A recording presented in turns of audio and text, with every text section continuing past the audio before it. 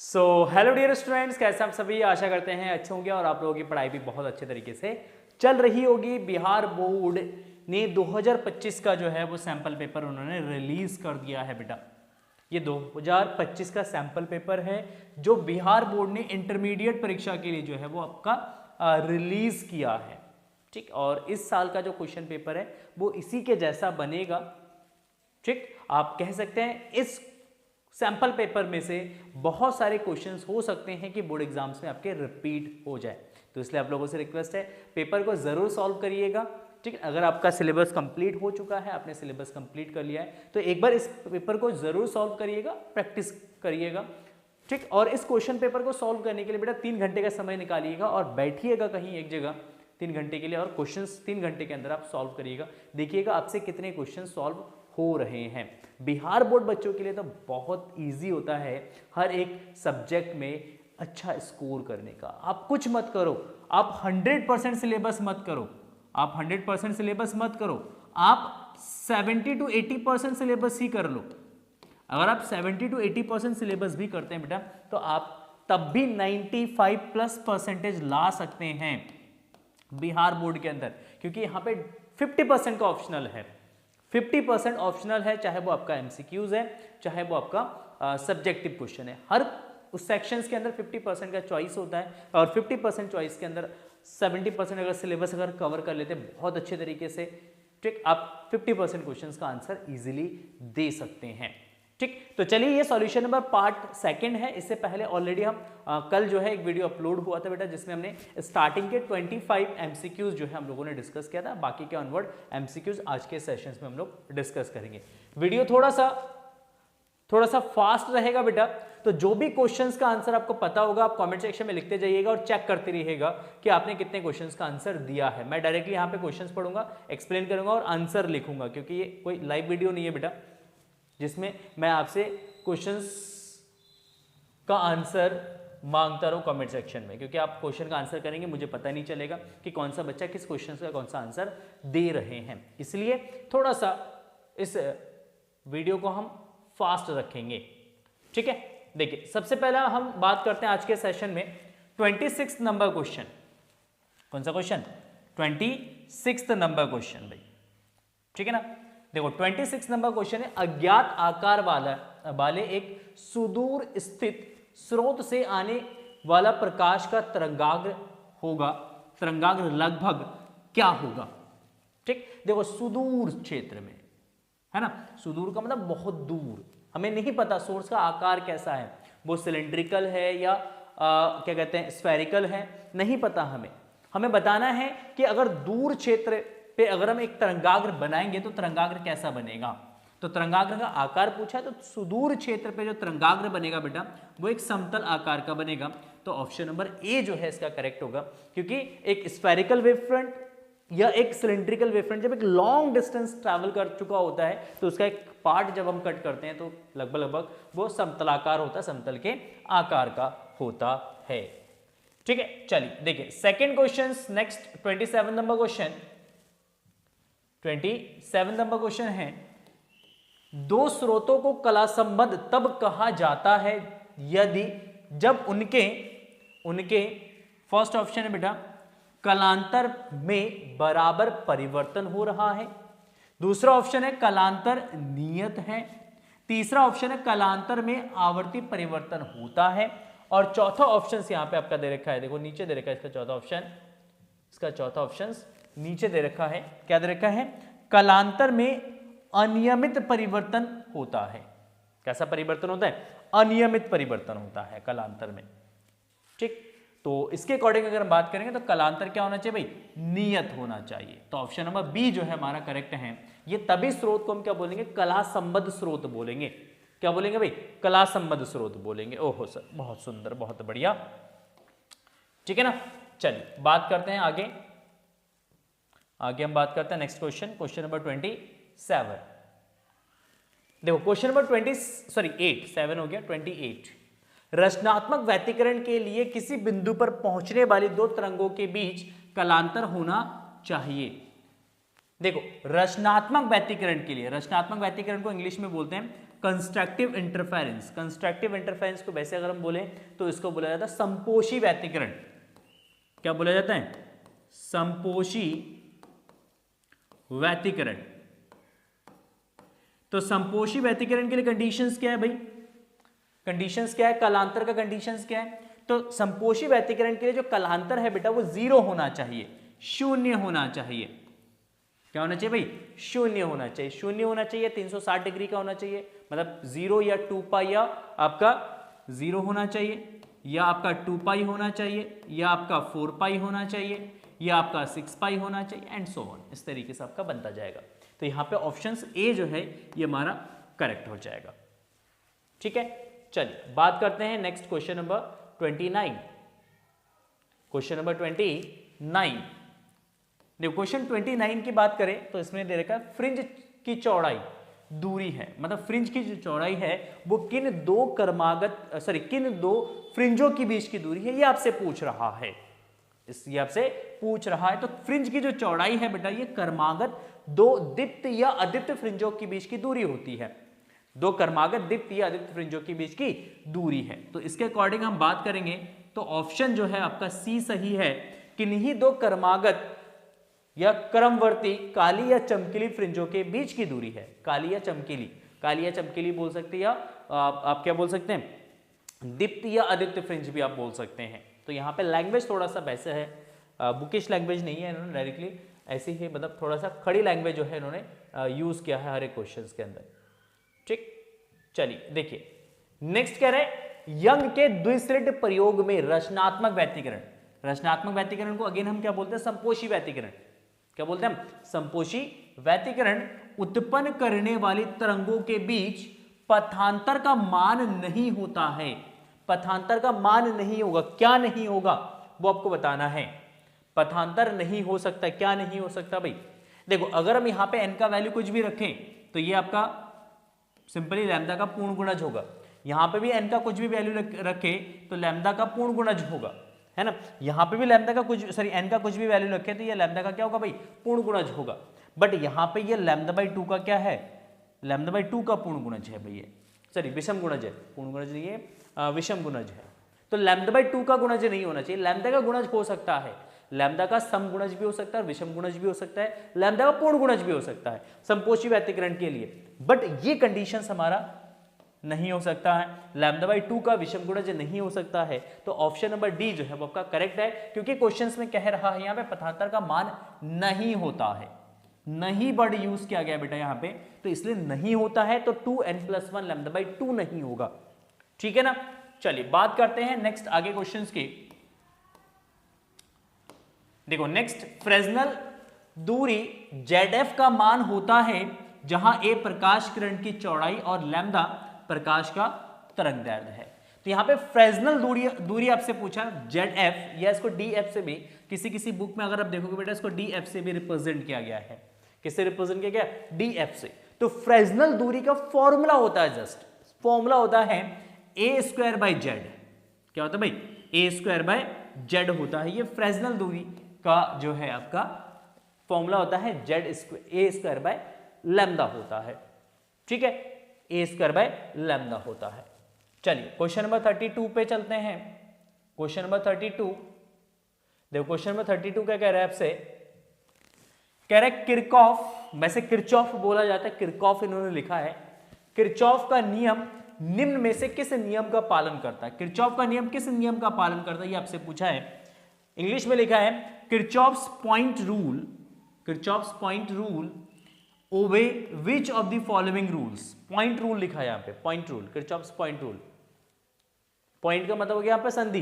देखो ये इतना मतलब बेकार लैंग्वेज इन्होंने लिखा हुआ है क्वेश्चन में, बच्चों को समझ ही नहीं आएगा, है ना, कि कौन से नियम की बात कर रहे हैं, किरचॉफ के दूसरे नियम की बात करें या किरचॉफ के प्रथम नियम की बात करें ना। यहाँ पे कहीं लिखा हुआ है, देखो किरचॉफ का नियम निम्न में से किस नियम का पालन करता है। अब कैसे पता चलेगा क्वेश्चन में कि किस नियम की बात करें, प्रथम नियम की बात करें या दूसरे नियम की बात करें, क्योंकि क्वेश्चंस में ये इनकम्प्लीट है क्वेश्चंस, है ना। बोर्ड मतलब अपना, जब ये बोर्ड अपना सैंपल पेपर रिलीज करे कम से कम चेक तो करे, कम से कम हर एक क्वेश्चन को सबसे कम चेक तो करे कि क्वेश्चन सही लिखा है गलत लिखा है। ठीक, यहां पे लिख रहे हैं ये पॉइंट रूल। अच्छा अब बच्चे कंफ्यूज होते हैं भाई पॉइंट रूल क्या है। बच्चे यहाँ पे कंफ्यूज होंगे, पॉइंट रूल क्या है भाई? तो पॉइंट रूल का मतलब यहाँ पे है बेटा जंक्शंस रूल। किसकी बात कर रहा है भाई? ये जंक्शंस रूल की बात कर रहा है। जंक्शंस रूल का मतलब संधि का नियम बात कर रही है। अब इंग्लिश में पढ़ोगे तभी समझ में आएगा क्वेश्चन, हिंदी में पढ़ोगे नहीं समझ में आएगा, क्योंकि इसके अकॉर्डिंग ये भी आंसर सही होगा, इसके अकॉर्डिंग ये भी आंसर सही होगा, क्योंकि किरचॉफ का प्रथम नियम आवेश संरक्षण के सिद्धांत पर आधारित है और किरचॉफ का दूसरा नियम जो है वो ऊर्जा संरक्षण के सिद्धांत पर आधारित है। तो अब कहोगे सर भाई दोनों ऑप्शन सही है, ठीक। तो इसके अकॉर्डिंग अगर हम इंग्लिश में इसका आंसर पढ़ते हैं, इंग्लिश में अगर इसका आंसर पढ़ते हैं भाई, तो इंग्लिश के अकॉर्डिंग अगर हम बात करेंगे तो ये जो है ये आवेश के संरक्षणता का सिद्धांत है, आवेश के संरक्षणता का सिद्धांत ही है, ठीक। तो ऑप्शन नंबर बी जो है ये आपका करेक्ट होगा। Option B is the correct answer. Option B is the correct answer. Now next है क्वेश्चन नंबर 33। विद्युतीय परिपथ में के किस बिंदु पर सभी धाराओं का बीजगणितीय योग शून्य होता है? क्या होता है भाई? शून्य होता है। ये किरचॉफ का पहला नियम है, that is the KCL, Kirchhoff's current law. क्या भाई? Kirchhoff's current law. Kirchhoff's current law कहता है कि किसी भी जंक्शन पे अगर धाराओं को जोड़ेंगे उनका बीजगणितीय योग क्या होगा भाई? शून्य होगा। तो ऑप्शन नंबर ए जो है ये हमारा करेक्ट आंसर है। Option number A is the correct answer. ओहो सर बहुत सुंदर, बहुत बढ़िया, गजब, लाजवाब, तहलका मचा रहे हैं। क्या मचा रहे भाई? तहलका मचा रहे। वीडियो पसंद आ रहा है तो जल्दी से लाइक कर देना, वीडियो पसंद आ रहा है तो जल्दी से लाइक कर देना बेटा। हर एक क्वेश्चंस को हम डिटेल में डिस्कस करेंगे, हर एक क्वेश्चंस को डिटेल में डिस्कस करने वाले हैं, बस बने रहिए वीडियो के एंड तक। देखिए क्वेश्चन नंबर 34 क्या कह रहा है? व्हीटस्टोन ब्रिज का व्यवहार किया जाता है। व्हीटस्टोन ब्रिज का व्यवहार किया जाता है मतलब व्हीटस्टोन ब्रिज का उपयोग कहाँ किया जाता है? व्हीटस्टोन ब्रिज का उपयोग कहाँ किया जाता है? विद्युत वाहक बल नापने में, धारा नापने में, आवेश नापने में या प्रतिरोध नापने में। तो व्हीटस्टोन ब्रिज का उपयोग किया जाता है भाई प्रतिरोध को नापने में। कोई अज्ञात प्रतिरोध है, उस अज्ञात प्रतिरोध को नापने के लिए हम व्हीटस्टोन ब्रिज का उपयोग करते हैं। किसका उपयोग करते हैं भाई? व्हीटस्टोन ब्रिज का उपयोग किया जाता है, ठीक है। चलिए क्वेश्चन नंबर 35 देखिए। यहाँ पे एक तार में 1 माइक्रो एम्पियर धारा प्रवाहित होती है यदि इलेक्ट्रॉन पर आवेश 1.6 × 10⁻⁻19 कूलम हो तो प्रति सेकंड तार में प्रवाहित इलेक्ट्रॉनों की संख्या है। प्रति सेकंड उस तार में से कितने इलेक्ट्रॉन्स प्रवाहित हो रहे हैं ये आपको ज्ञात करना है। तो देखो Q कितना आवेश प्रवाहित हो रहा है, तो Q = I × T। एक सेकंड की बात करें तो T = 1 हो जाएगा, तो करंट हो जाएगा 1 × 10⁻⁻6, क्योंकि माइक्रो में दे रखा है, तो माइक्रो में कितना होता है भाई? 10⁻⁻6 कूलम। तो हमने कहा Q = what? That is Ne, तो Ne = 1 × 10⁻⁻6, तो ये आपका जो N = 1 × 10⁻⁻6 E इसके डिवाइड में आ जाएगा बेटा, तो ये आपका 1.6 × 10⁻⁻19। ये -19 ऊपर चला जाएगा तो +19 हो जाएगा बेटा, सॉरी +19 और -6, और इसे इसको डिवाइड कर दीजिएगा तो ये 0.625 आ जाएगा इंटू 10⁻, कितना भाई? 13, 10⁻13। क्या दिख रहा है यहाँ पे कोई ऑप्शन? यस, ऑप्शन नंबर ए दिख रहा है हमें, ये ऑप्शन नंबर ए हो जाएगा बेटा। 0.625 into 10⁻13 is the correct answer, ठीक। इसका मतलब उस तार में से इतने इलेक्ट्रॉन जो है वो प्रति सेकंड क्या हो रहा है?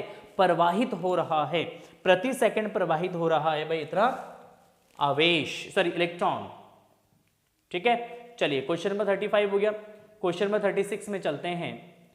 देखो विद्युत हीटर में क्या कह रहे हैं? विद्युत हीटर में जिस तत्व का व्यवहार किया जाता है वह है, किस तत्व का व्यवहार किया जाता है हीटर में? तो हीटर में बेसिकली बेटा यूज किया जाता है एलॉय, मिश्र धातु का यूज किया जाता है। किसका उपयोग किया जाता है भाई? एलॉय यूज किया जाता है। देखो टंगस्टन एलॉय नहीं है, ये मेटल है, तांबा भी मेटल है ना, प्लेटिनम भी मेटल है, बट नाइक्रोम जो है बेटा ये एलॉय है। तो ऑप्शन क्या होगा? डी करेक्ट होगा। Nichrome is the correct answer, nichrome is the correct answer, क्योंकि ये एलॉय है। क्या है भाई?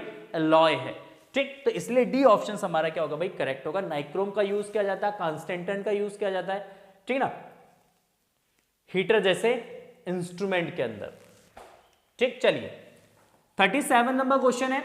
आर त्रिज्या के वृत्तीय पथ पर एक समान चाल v से घूमते हुए इलेक्ट्रॉन का चुंबकीय द्विध्रुव आघूर्ण बराबर होता है। सिंपल सा क्वेश्चन है, फॉर्मूला पूछा है भाई, चुंबकीय द्विध्रुव आघूर्ण m बराबर होता है बेटा EVR डिवाइडेड बाई 2। क्या होता है? EVR divided by 2। ये फॉर्मूला होता है अगर इलेक्ट्रॉन से एक वृत्ताकार कक्षा में घूम रहा है। ये अरे ये क्या हो गया भाई, ये आगे जा भाई। ठीक, ये इलेक्ट्रॉन्स अगर इस कक्षा में घूम रहा है, इस कक्षा की त्रिज्या r है और इसके में इलेक्ट्रॉन्स की वेलोसिटी कितना मान लेते हैं, v है, तो इस इलेक्ट्रॉन का चुंबकीय आघूर्ण होगा EVR/2। जल्दी से मुझे कमेंट सेक्शन में आंसर बताइए, जल्दी से कमेंट सेक्शन में इस क्वेश्चन का आंसर बताइए मुझे। Yes, option number A is the correct answer. Option A is the correct answer, EVR/2। क्या जगह EVR/2। यस यस, जिन बच्चों ने अभी तक वीडियो को लाइक नहीं करा है बेटा, जल्दी से वीडियो को लाइक कर दो, जल्दी से वीडियो को लाइक कर देना। देखें क्वेश्चन नंबर 38, क्वेश्चन नंबर 38 क्या कह रहा है क्वेश्चन? किसी सीधे धारावाही के तार के ऊर्ध्वाधर रखा गया है, किसी सीधे धारावाही के तार के ऊर्ध्वाधर रखा गया है जिसमें स्थायी विद्युत धारा ऊपर की ओर प्रेक्षित, ऊपर की ओर 36 प्रेक्षित इलेक्ट्रॉन विक्षेपित हो। क्या मतलब, क्या ही लैंग्वेज है क्वेश्चंस का, कुछ समझ ही नहीं आ रहा है कि किसी सीधे धारावाही के तार के ऊर्ध्वाधर रखा गया है, क्या रखा गया है पता ही नहीं, जिसमें स्थायी विद्युत धारा ऊपर की ओर 36 प्रेक्षित इलेक्ट्रॉन विक्षेपित होगा। क्या ही लैंग्वेज है, कुछ समझ आ रहा है आपको इस क्वेश्चन का? बोर्ड का पेपर है। अब बताओ मुझे बच्चे कैसे आंसर करेंगे जब क्वेश्चंस उनको पढ़ के समझ में ही नहीं आएगा? अब बताओ मुझे, कमेंट सेक्शन में लिख के बताओ जल्दी से मुझे।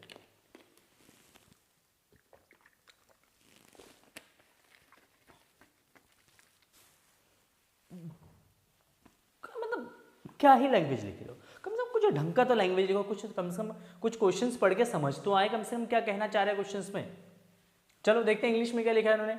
Any straight current coming wire, current coming wire लिखा है, current carrying wire,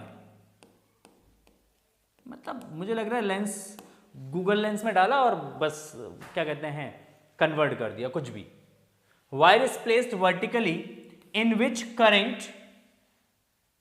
current how permanently in upward directions horizontally projected electrons along the wire will be deflected. How permanently in upward क्या है? इस सेंटेंस का मतलब क्या है बता दो, इसका मतलब क्या लिखा है? How permanently in the upward directions, what is mean? मतलब क्या मजाक है, मतलब समझ नहीं आ रहा मुझे। Directions horizontally projected electrons along the wire will be deflected. चलो ये क्वेश्चंस मुझे जितना समझ में आ रहा है, ये कहना चाह रहा है कि एक वायर है, वर्टिकली है, ऐसे एक वायर रखा हुआ है, इसमें ऊपर की दिशा में करंट फ्लो हो रहा है, ऊपर की दिशा में करंट फ्लो हो रहा है, ठीक। Upward directions horizontally projected electron along the wire will be deflected. एक इलेक्ट्रॉन को इसी के डायरेक्शंस में क्या करा गया, मूव कराया गया, ठीक, इस डायरेक्शन में। तो कह रहे इलेक्ट्रॉन्स किस डायरेक्शन में डिफ्लेक्ट होगा ये आपको बताना है, इलेक्ट्रॉन्स किस डायरेक्शन में डिफ्लेक्ट होगा ये बताना है इस क्वेश्चन के अंदर, बट लैंग्वेज बहुत पैथेटिक है यहाँ पे, ठीक। अगर करंट अपवर्ड है तो मैग्नेटिक फील्ड क्या बनेगा भाई, यहाँ पे मैग्नेटिक फील्ड बनेगा इनवर्ड डायरेक्शंस में। अच्छा, इलेक्ट्रॉन्स ऊपर की तरफ जाए तो इलेक्ट्रॉन का करंट कहाँ बनेगा भाई, नीचे बनेगा, क्योंकि इलेक्ट्रॉन ऊपर जा रहा है तो इलेक्ट्रॉन का करंट नीचे। फोर्स किस डायरेक्शन में लगेगा, तो magnetic field inward, current downward है, फोर्स कहाँ लगेगा, फोर्स लगेगा इलेक्ट्रॉन पे इस डायरेक्शन में, इस डायरेक्शन में फोर्स लगेगा। क्या लगाएंगे, Fleming's left hand rule use कर सकते हैं या right hand palm rule use कर सकते हैं। देखो मैग्नेटिक फील्ड इनवर्ड है, करंट का है, इस इलेक्ट्रॉन का करंट का है भाई डाउनवर्ड डायरेक्शन में, नीचे है, करंट नीचे है तो फोर्स कहाँ लगेगा भाई, थप्पड़ इधर मारेंगे ना इलेक्ट्रॉन को, इलेक्ट्रॉन पे थप्पड़ इस डायरेक्शन में पड़ेगा तो इलेक्ट्रॉन्स फोर्स इस डायरेक्शन में फील करेगा तो इलेक्ट्रॉन्स कहाँ जाएगा, इलेक्ट्रॉन्स इस डायरेक्शन में विक्षेपित होगा, ऐसे चला जाएगा, ठीक। तो ये वायर से दूर जाएगा, ठीक ना, तो ये इसके राइट में जाएगा, कहाँ जाएगा, राइट साइड, दाहिनी ओर,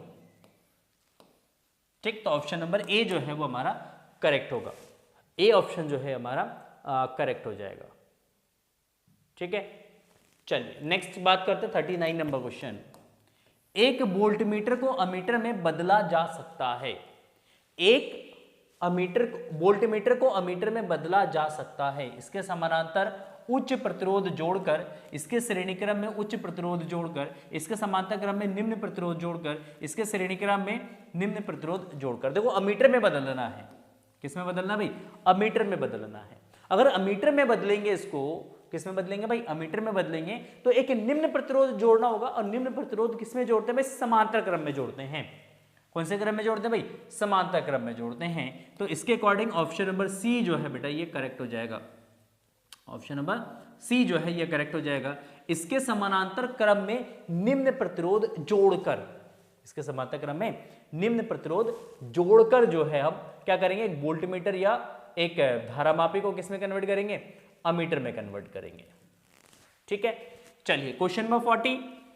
जब एक चुंबकीय क्षेत्र में धातु का गोला गतिमान कराया जाता है, तब यह गर्म हो जाता है क्योंकि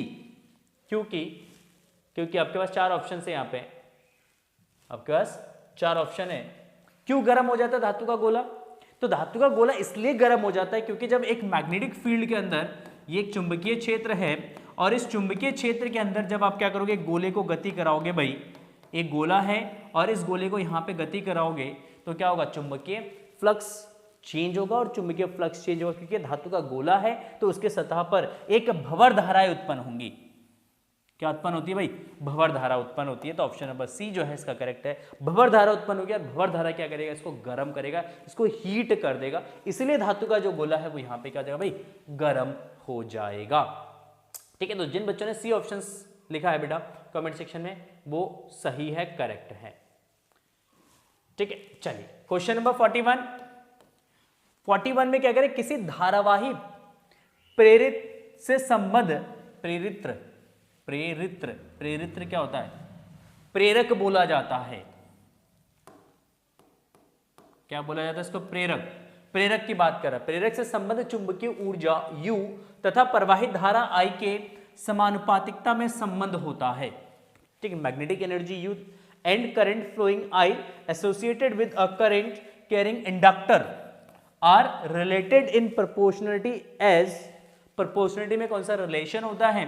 तो देखो U is equal to energy का फॉर्मूला था हाफ ऑफ Li²। तो इसका मतलब U is proportional to I²। तो इसके अकॉर्डिंग ऑप्शन नंबर डी जो है हमारा करेक्ट होगा। Option D is the correct answer. ठीक, तो option D is the correct answer. U is proportionality I²। U is proportionality I²। ओहो सर, बहुत सुंदर, बहुत बढ़िया, गजब, लाजवाब, बेहतरीन, मजा आ गया भाई। चलो क्वेश्चन नंबर 42 क्या कह रहा है क्वेश्चन? एक कुंडली का 100 प्रेरण गुणांक 5 मिली हेनरी है। यदि इस कुंडली से 2 एम्पियर की धारा बहाई जाए तो इस कुंडली से संबद्ध चुंबकीय फ्लक्स होगा। इस कुंडली से कितना चुंबकीय फ्लक्स पास होगा वो आपको कैलकुलेट करना है। एक कुंडली का 100 प्रेरण गुणांक कितना है भाई? 5 मिली हेनरी है। इसमें 2 एम्पियर की धारा प्रवाहित हो रही है, तो flux phi is equal to बेटा L into I. Phi is equal to what? That is L into I. ओहो सर, बहुत सुंदर। तो L है आपका यहाँ पे कितना भाई? 5 मिली हेनरी। तो 5 गुणा 10 की घात -3, आई हो जाएगा बेटा आपका यहाँ पे 2। तो 5 दूना 10, तो 10 गुणे 10 की घात -3, तो ये आपका जाएगा 10 की घात -2 वेबर। तो आप इसको लिखना चाहे तो लिख सकते हैं 0.01 वेबर। क्या लिख सकते हैं? 0.01 वेबर। तो इसके अकॉर्डिंग ऑप्शन जो है बेटा आपका सी जो है ये करेक्ट है। Option C is the correct answer. Option C is the correct answer. C correct answer है आपका। ठीक है, चलिए बात करते हैं नेक्स्ट क्वेश्चन की। Question number 43। क्वेश्चन नंबर 43, प्रत्यावर्ती धारा के वर्ग माध्य मूल धारा के मूल माध्य वर्ग मान, क्या यार क्या है? मूल माध्य वर्ग मान, वर्ग माध्य मूल मान बोलते हैं वैसे हिंदी में। वर्ग माध्य मूल मान वही है ना। इंग्लिश में क्वेश्चन डाला, गूगल ट्रांसलेटर के अंदर जो ट्रांसलेट हुआ छाप दिया, बस बन गया, कोई वर्कआउट नहीं। मूल माध्य वर्गमान मीन्स वर्ग माध्य मूल मान और इसका शिखर मान का अनुपात होता है। ठीक है, वर्ग माध्य मूल मान और शिखर मान का क्या निकालना भाई, अनुपात निकालना है। क्या होगा इसका अनुपात, तो इसका अनुपात होता है बेटा देखो I R M S is equal to what, that is I not by root two, है ना। तो आई आर एम एस क्या आ जाएगा भाई, तो I R M S upon I naught क्या आ जाएगा बेटा, 1 अपॉन रूट टू, क्या जाएगा 1 अपॉन रूट टू। तो आई आर एम एस और आई नॉट का जो रेशियो होगा ये 1 बाय रूट टू होगा। तो इसके अकॉर्डिंग ऑप्शन जो है बी जो है हमारा करेक्ट हो जाएगा। Option B is the correct answer, 1 by root two, 1 by root two. ठीक है, चलिए आगे बात करते हैं। नेक्स्ट आते हैं क्वेश्चन नंबर 44 पे। एलसीआर परिपथ बेस्ड क्वेश्चन है। एलआर सपरिपथ की प्रतिबाधा होती है। सपरिपथ की जो प्रतिबाधा होती है बेटा वो होती है Z is equal to root of R square plus omega square L square, omega square L square. देखो W लिखा हुआ है, अरे यार W नहीं होता भाई, ये ओमेगा होता है। क्या बोलूं, कितना मिसप्रिंट बता दिया मैंने इस क्वेश्चन पेपर में, कितना बता दिया। मतलब ये ऐसे बंदे से पेपर टाइप करवाया होगा जो साइंस बैकग्राउंड का है ही नहीं, उसको पता ही नहीं है कि वर्ड का मतलब क्या होता है, वर्ड का सेंस क्या होता है, नहीं पता उनको, बस लिख दिया, टाइप कर दिया, काम चल गया। ठीक, तो Z is equal to the root of R square plus omega square L square होता है बेटा। क्या होता है, ओमेगा स्क्वायर एल स्क्वायर होता है। ठीक है ना, चलिए नेक्स्ट हम बात करते हैं क्वेश्चन नंबर 45। क्वेश्चन नंबर 45 एक प्रत्यावर्ती धारा का समीकरण है I is equal to 60 sin 100 pi T. धारा के वर्ग मूल माध्य वर्ग का मान होगा, मूल माध्य वर्ग का मान होगा। देखो इसी का इन्होंने ट्रांसलेट किया है, रूट मीन स्क्वायर। रूट का मतलब मूल, माध्य का मतलब, मीन का मतलब माध्य और स्क्वायर का मतलब वर्ग है। इसी तरीके से इन्होंने लिखा है। तो I is equal to 60 sin 100 pi T. तो हम इसको कंपेयर करते हैं, I is equal to I naught sine 100 pi T. तो अगर हम ऐसा कंपेयर करेंगे तो आई नॉट क्या आ जाएगा बेटा 60, तो आई आर एम एस क्या आ जाएगा, तो आई आर एम एस हो जाएगा I not by root two means 60 by root two, 60 by root to.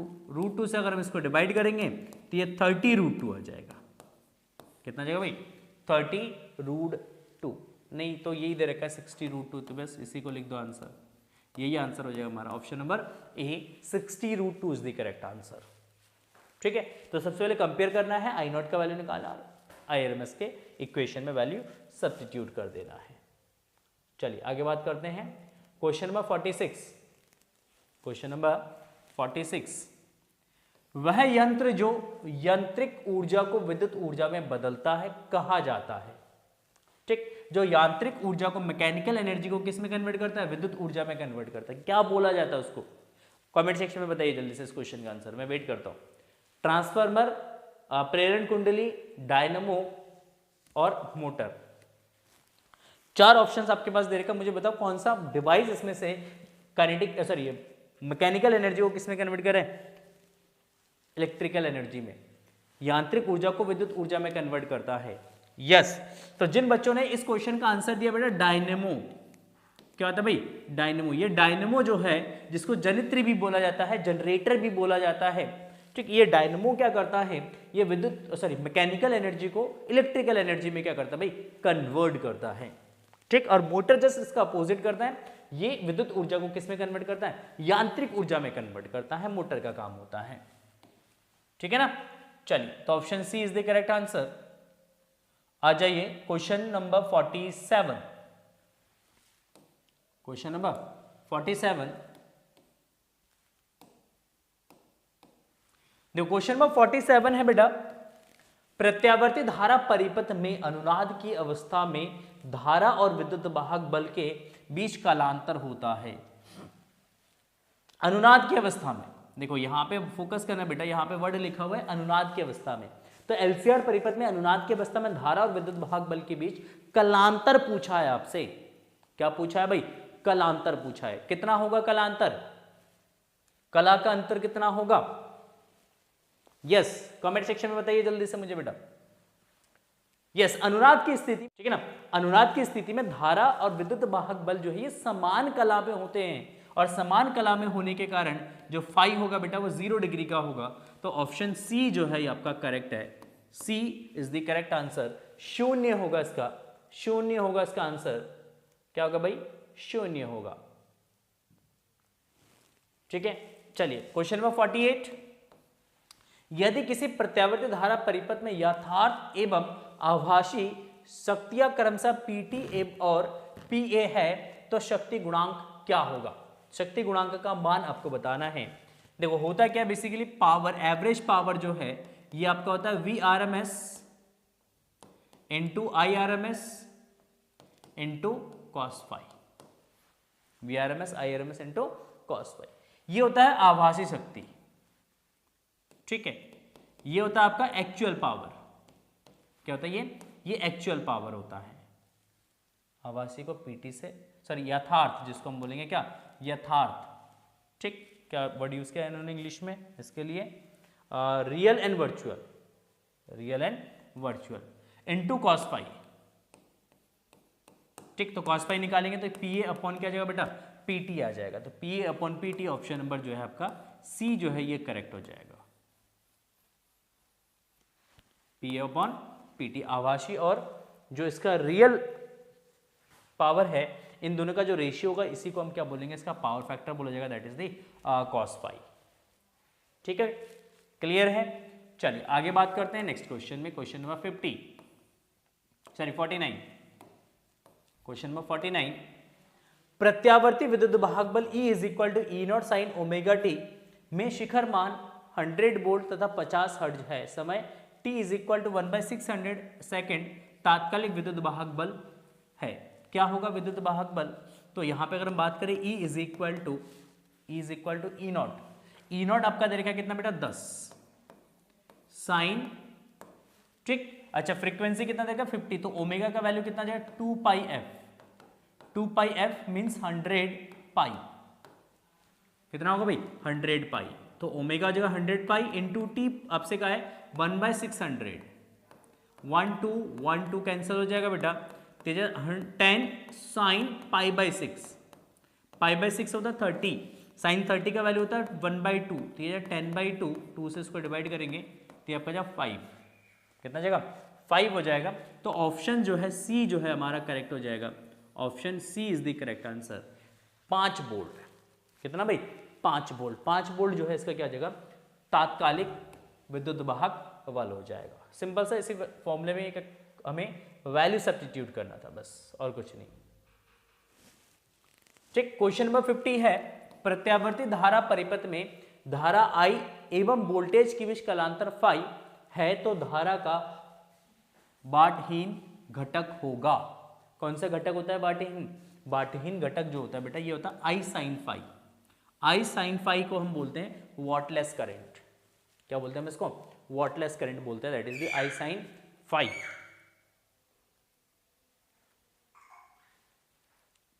कितना चिल्ला रहे हो भाई? बच्चे डर जाएंगे, समझे ना? हाँ आज सबको हेलो करोगे? आ जाओ आ जाओ, आओ सबको हेलो हेलो कर दो, हेलो हेलो कर दो सबको, हेलो हेलो, इधर इधर इधर इधर इधर इधर इधर सबको हेलो कर दो, हेलो। सबको राधे राधे बोल दो, राधे राधे, राधे राधे, जल्दी से कर दो, कर दो।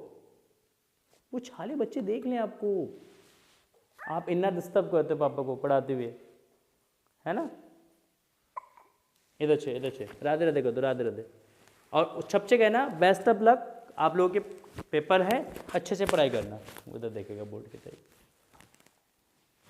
चलो जाओ, पापा को पढ़ाने दो, हाँ, फिर हम खेली खेली करेंगे।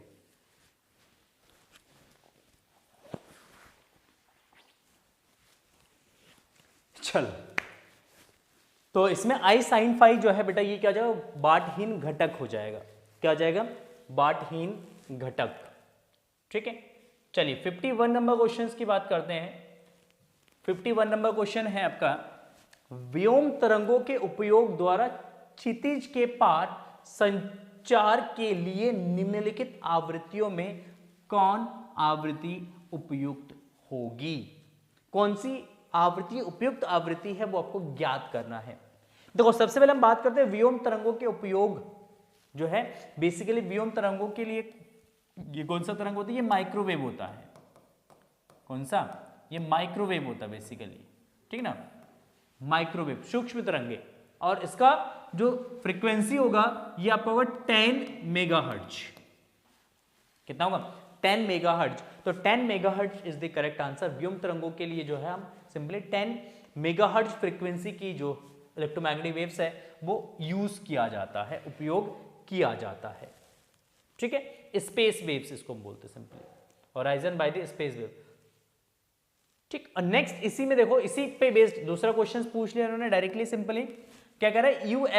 यूएचएफ परिसर के आवृत्तियों का प्रसरण प्राय किसके द्वारा किया जाता है? ऊपर ही लिखा हुआ था आकाश तरंगे, स्पेस वेव। ऊपर वाले क्वेश्चन में से ही इसका आंसर निकालेंगे। तो ऊपर वाले क्वेश्चंस में कौन सा वेव यूज हुआ है भाई? Space waves. तो इसमें भी आपका स्पेस वेव यूज होगा। कौन सा वेव से स्पेस यूज होगा? Space wave, that is the व्योम तरंगे। कौन सी तरंगे भाई?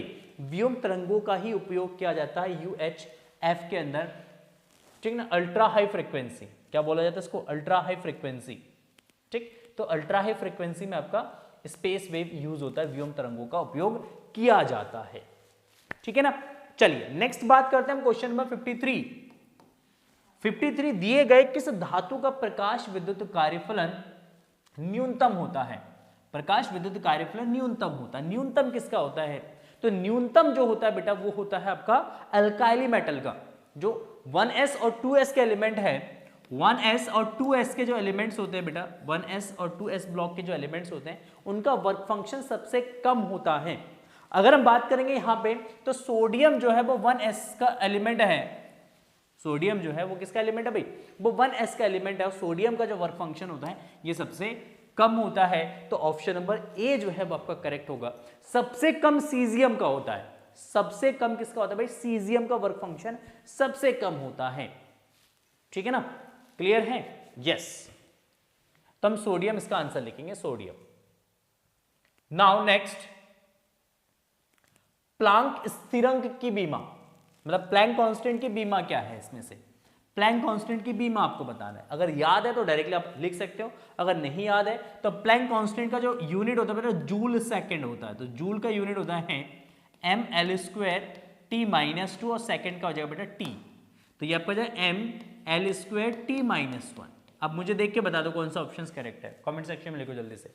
ml² t-1 कौन सा ऑप्शन दिख रहा है आपको सही है? कमेंट सेक्शन में लिख दो जल्दी से। यस, ऑप्शन नंबर ए जो है बेटा आपका करेक्ट है। ऑप्शन ए जो है ये आपका करेक्ट है, ml² t-1, ml² t-1, that is the correct answer, that is the correct answer. 55 number question है, हाइड्रोजन परमाणु के बोर कक्षा में इलेक्ट्रॉन की गतिज ऊर्जा और परमाणु की स्थितिज ऊर्जा का अनुपात होता है।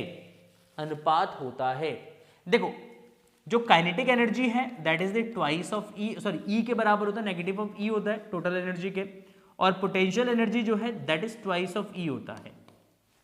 तो आप लिख सकते हैं U is equal to twice of kinetic energy, twice of kinetic energy.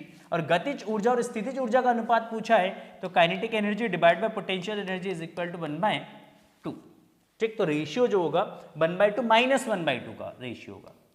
किसका रेशियो होगा? आप यहाँ पे नेगेटिव ले लीजिएगा, यहाँ पे नेगेटिव ले लीजिएगा क्योंकि माइनस है, मैंने सोचा केवल न्यूमेरिकल पूछा है तो बट नेगेटिव में है तो ये माइनस ले लेंगे तो ये माइनस का 1/2 आ जाएगा, ठीक। तो k/u that is equal to minus का 1/2। ऑप्शन नंबर सी जो है वो आपका करेक्ट हो जाएगा, ठीक है।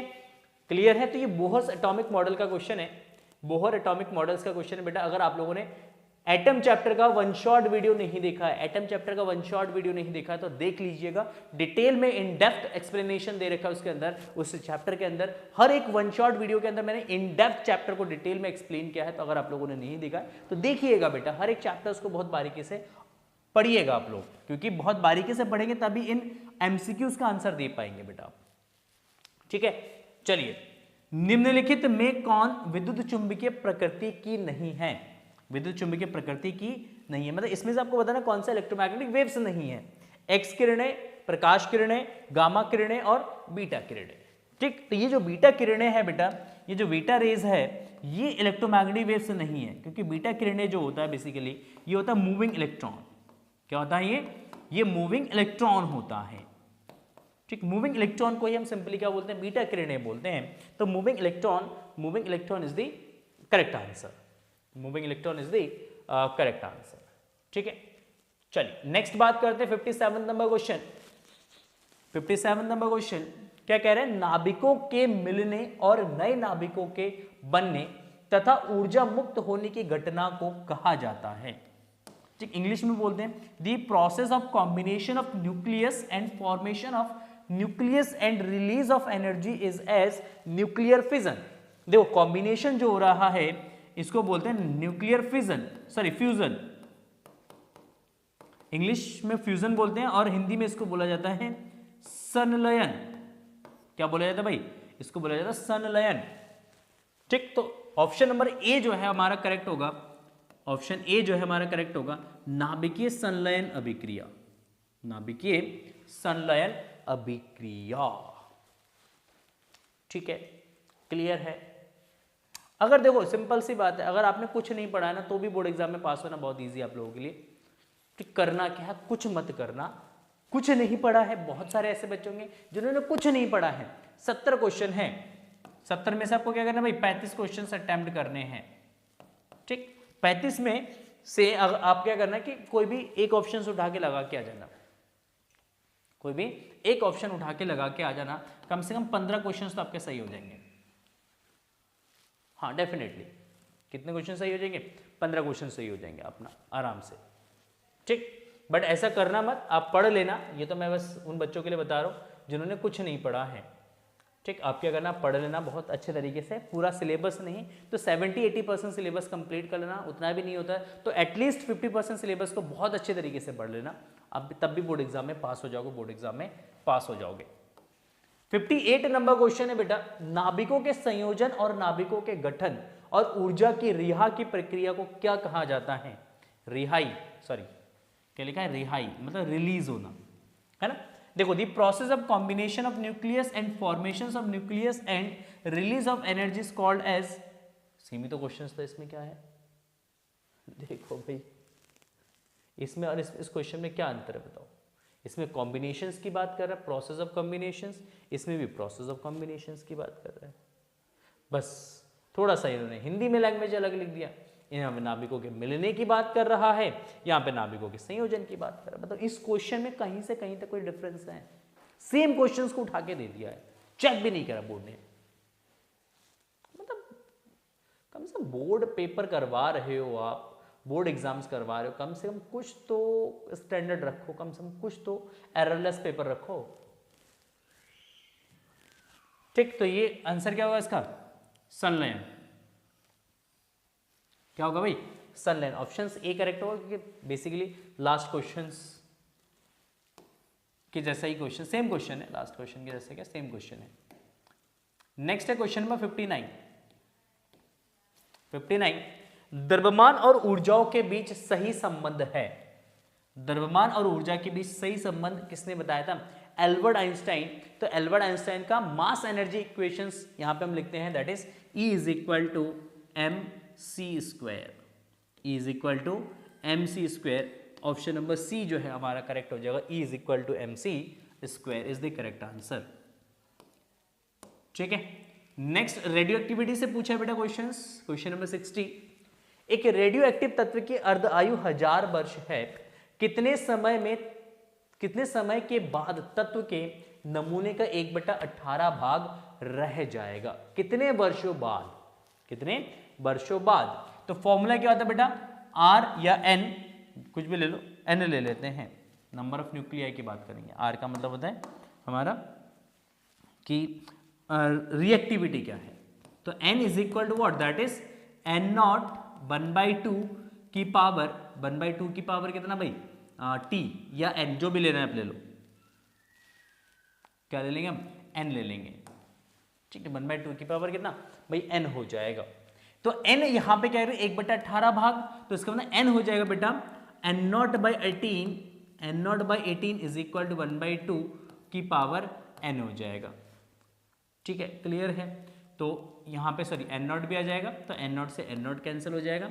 1/18, 1/18, तो 1/18 को अगर हम लिखते हैं, 1/18 अगर हम लिखेंगे तो ये 2 की पावर में लिखा जाएगा, 9 9 दूना 18, तो 9 दूना 18, 9। तो यहाँ पे ये तो पॉसिबल तो है ही नहीं, क्योंकि 18 को 2 की घात में लिखा जा नहीं सकता है।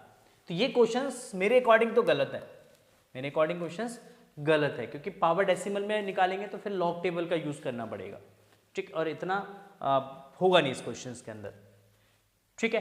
तो इसके अकॉर्डिंग अगर बात करें तो ये या तो क्वेश्चंस 18 की जगह 8 हो सकता है, 18 की जगह क्या हो सकता है, अगर 18 की जगह 8 होगा तो इसको हम लिखेंगे 1/2 की पावर 3 इज इक्वल टू 1/2 की पावर n। तो यहां से कंपेयर करेंगे तो n का वैल्यू आ जाएगा आपका 3, n का वैल्यू कितना आ जाएगा भाई, 3 हो जाएगा, और n का वैल्यू अगर 3 होता है तो t इज इक्वल टू हो जाएगा n into capital T, capital T is the time period, sorry half time period, ठीक। तो n आपका हो गया 3, n क्या हो गया भाई 3 इंटू 1000, तो कितना जाएगा भाई, तो ये आपका जाएगा 3000 ईयर्स, ठीक है, 3000 ईयर्स, ठीक। तो यही होगा, क्योंकि देखो 3 के टर्म्स में सारे आंसर दे रखे हैं ना, तो यही होगा, 18 नहीं होगा 8 होगा, इस क्वेश्चन में भी मिसप्रिंट है क्वेश्चन में, ठीक। तो 3000 ईयर, तो 3000 ईयर, तो ऑप्शन नंबर ए जो है बेटा आपका करेक्ट होगा। तो इस क्वेश्चन को आप सही कर लीजिएगा, 18 नहीं होगा यहाँ पे, 8 हो सकता है, ठीक है, क्लियर है। क्वेश्चंस में मिसप्रिंट है, बोर्ड की गलती है भाई, बोर्ड से जाके लड़ो कि भैया इतनी सारी मिसप्रिंट करोगे, अगर बोर्ड एग्जाम में इतनी सारी मिसप्रिंट हो जाए तो बच्चे तो फिर पागल हो जाएंगे, है ना।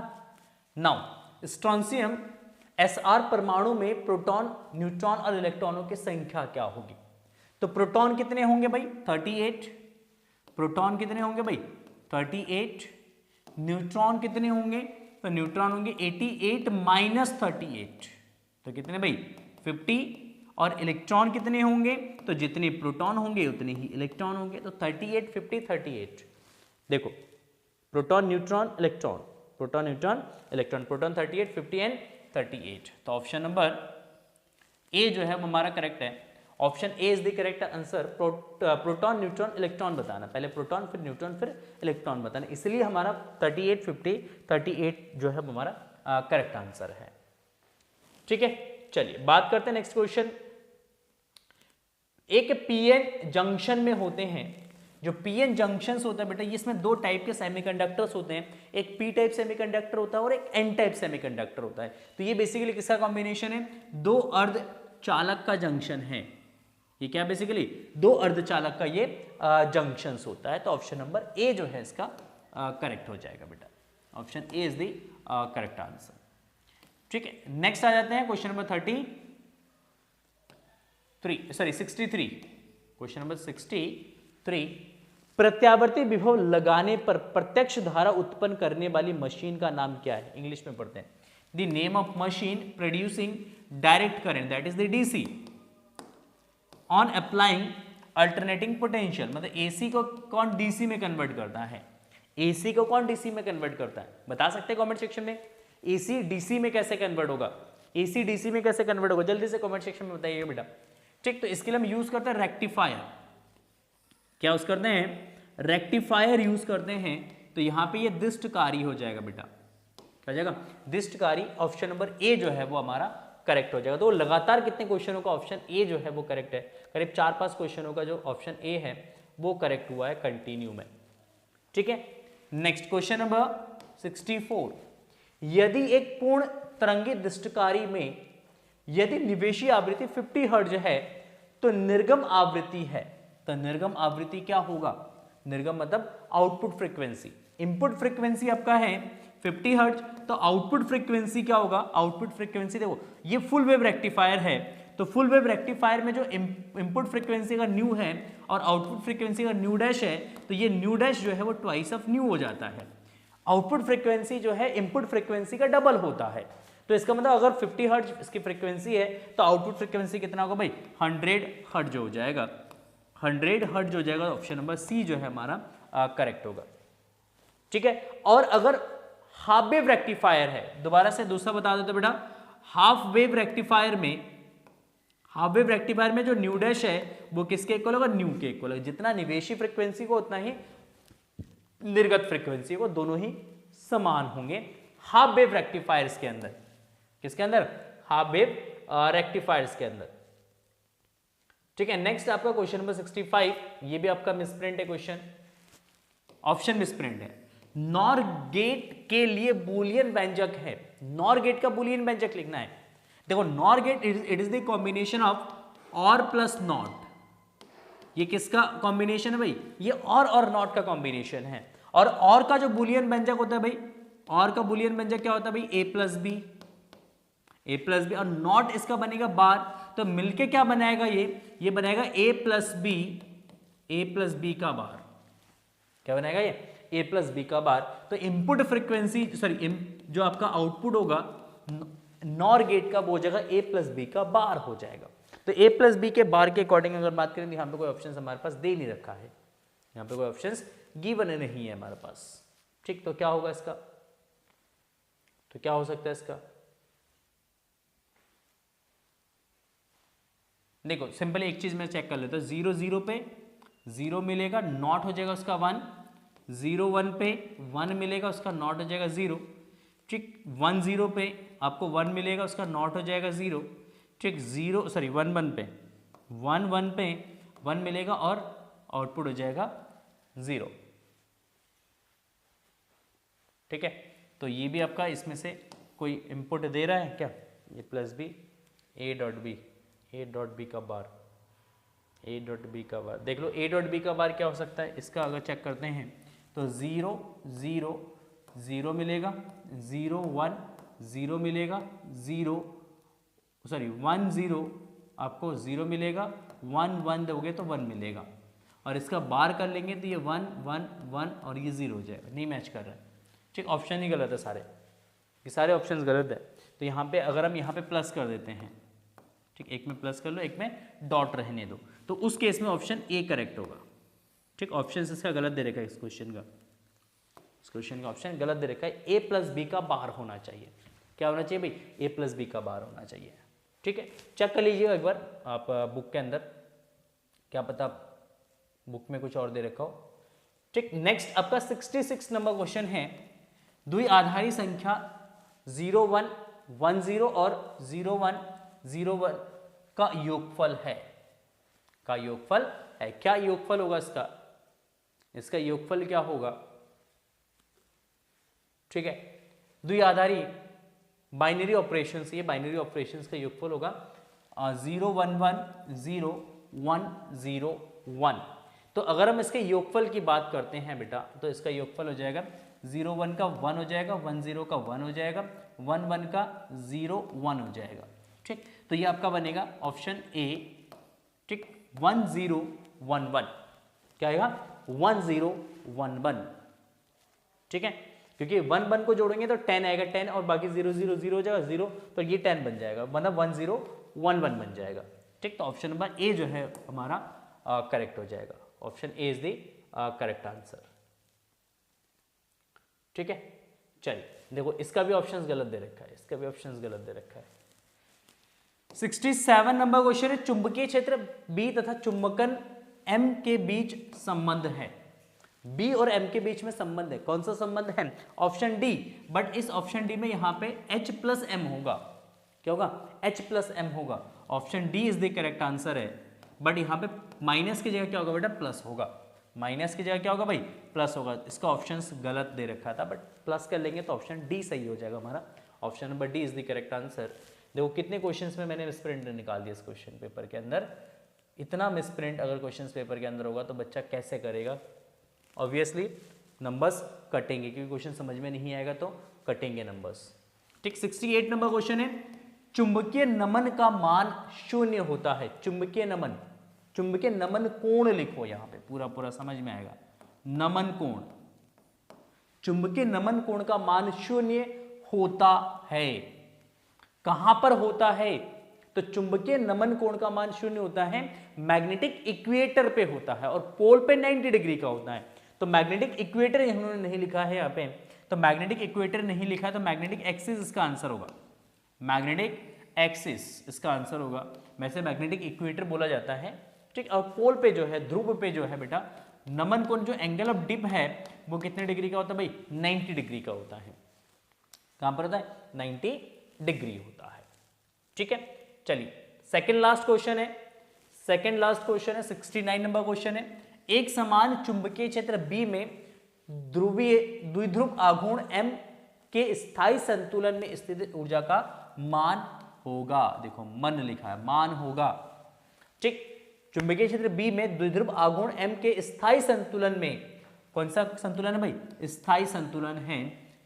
स्थितिज ऊर्जा का मान होगा। देखो स्थितिज ऊर्जा का वैल्यू होता है U is equal to minus का एम बी कॉस थीटा। तो संतुलन की स्थिति में थीटा कितना होता है? 0 डिग्री। कॉस 0 का वैल्यू आपका 1 हो जाएगा, तो माइनस एम बी हो जाएगा बेटा। That is the minimum potential energy. कौन सी एनर्जी भाई? मिनिमम पोटेंशियल एनर्जी है। ठीक, मैक्सिमम लिख दिया मैंने यहाँ पे, मिनिमम है। कौन सी एनर्जी भाई? Minimum potential energy, that is the minus का एम बी। तो इसके अकॉर्डिंग अगर हम जाते हैं तो ऑप्शन नंबर हमारा बी जो है ये हमारा करेक्ट ऑप्शन है। B is equal to minus का एम बी, माइनस का एम बी। ठीक है, चलिए क्वेश्चन नंबर 70 लास्ट क्वेश्चन है। लास्ट क्वेश्चन है एमसीक्यूज का, लास्ट एमसीक्यूज है बेटा। विद्युत चुंबकीय तरंग के संचरण की दिशा होती है। विद्युत चुंबकीय तरंग के संचरण की दिशा होती है। The directions of propagations of electromagnetic wave is, electromagnetic waves के प्रोपगेशंस का डायरेक्शंस क्या होता है? किस डायरेक्शन में प्रोपगेट्स होते हैं? तो देखो सिंपल, मैग्नेटिक फील्ड और इलेक्ट्रिक फील्ड एक दूसरे के परपेंडिकुलर होता है भाई। इस डायरेक्शन में अगर इलेक्ट्रिक फील्ड है, इस डायरेक्शन में आपका मैग्नेटिक फील्ड होगा, और जो इसकी वेलोसिटी है वो एक्स के डायरेक्शंस में होगा। और ये तीनों एक दूसरे पर लंब होते हैं। तीनों एक दूसरे पर क्या होते हैं भैया? लंब होते हैं। क्या होते हैं? लंब होते हैं। तो इस केस में v का डायरेक्शंस कैसे होगा? तो v किस डायरेक्शन में होगा? तो सबसे पहले इलेक्ट्रिक फील्ड, अगर आपका इलेक्ट्रिक फील्ड इस डायरेक्शन में, मैग्नेटिक फील्ड का डायरेक्शन से कल करेंगे तो हमारा थंब इंडिकेट करेगा इस डायरेक्शंस को, इस डायरेक्शंस को इंडिकेट करेगा। तो इसका मतलब ये e क्रॉस b के डायरेक्शंस में होगा। किसके डायरेक्शंस में होगा? e क्रॉस b के समांतर नहीं हो सकता है ना, e क्रॉस e के समानांतर नहीं हो सकता है। देखो ये भी गलत रखा है, पैरेलल कैसे हो जाएगा? अच्छा ठीक है ठीक है ठीक है, ई क्रॉस बी मतलब, ई क्रॉस बी का मतलब ठीक है इलेक्ट्रिक फील्ड इसके, ठीक है ई क्रॉस बी के दिशा में होगा, दिशा में या समानांतर हम बोल सकते हैं। तो ऑप्शन नंबर डी जो है हमारा करेक्ट हो जाएगा। तो ई क्रॉस बी के समानांतर बोल सकते हैं या ई क्रॉस बी के दिशा में हो सकता है। ठीक, तो ऑप्शन नंबर डी जो है हमारा करेक्ट हो जाएगा, ई क्रॉस बी के समानांतर। ठीक, तो इस तरीके से हमने जितने भी एमसीक्यूज थे बेटा सारे सॉल्व कर लिए हैं। ठीक, बाकी हमारे पास कुछ ऑब्जेक्टिव क्वेश्चन है 2 मार्क्स में, ठीक, जिसमें आपके कितने 10 क्वेश्चन पूछे गए हैं, 3 पंजा 15। ठीक, हाँ, answer any 3 questions, each questions carries 5 marks. देखो वाह क्या लिखा है, देख रहे हो, ब्लंडर देख रहे हो। क्या कह रहे? प्रश्न 1 से 20 लघुत्तरीय प्रश्न है, किन्हीं 10 प्रश्नों का उत्तर दे, प्रत्येक के लिए 2 अंक निर्धारित है। फिर यहाँ पे लिख रही है 3 गुणा 5 बराबर 15। इंग्लिश में क्या लिख रहे हैं देखो, questions numbers 1 to 20 are long answer type question. क्या यहाँ पे लिख रहा है लघुत्तरीय प्रश्न है, यहाँ पे लिख रहा है long answer type. Answer any 3 question, 3 question का आंसर देने के लिए कह रहा है ईच क्वेश्चन कैरीज 5 मार्क्स। कह रहा है हर एक क्वेश्चन जो है वो 5 मार्क्स का है। ब्लंडर है भाई, ब्लंडर है। क्या लिख रहे हो, क्या कर रहे हो, कुछ नहीं समझ आ रहा पेपर के अंदर। और बोर्ड का ऑफिशियल पेपर है बेटा, ये किसी के द्वारा टाइप करा हुआ पेपर नहीं है, ये ऑफिशियल पेपर है। ठीक, what is the Doppler effects in light, ठीक है। ठीक, बाकी जो इसके शॉर्ट क्वेश्चन है, 2 मार्क्स के क्वेश्चन है बेटा, और 3 मार्क्स के जो क्वेश्चन होंगे बेटा, ठीक, ये हम नेक्स्ट पार्ट में डिस्कस करेंगे। ठीक, किसमें? नेक्स्ट पार्ट में हम लोग डिस्कस करेंगे लॉन्ग आंसर टाइप क्वेश्चंस और short answer type questions next part में हम लोग डिस्कस करेंगे। ठीक, तो आप लोगों से रिक्वेस्ट है, अगर आपको वीडियो पसंद आया है तो प्लीज़ वीडियो को लाइक कर देना, अपने दोस्तों के साथ वीडियो को शेयर जरूर करना, और लॉन्ग और शॉर्ट आंसर क्वेश्चंस के लिए, सॉरी क्वेश्चंस के आंसर के लिए आप हमारे चैनल को सब्सक्राइब कर सकते हैं। ठीक है, मिलते हैं नेक्स्ट वीडियो में, तब तक के लिए thank you and so much and bye bye.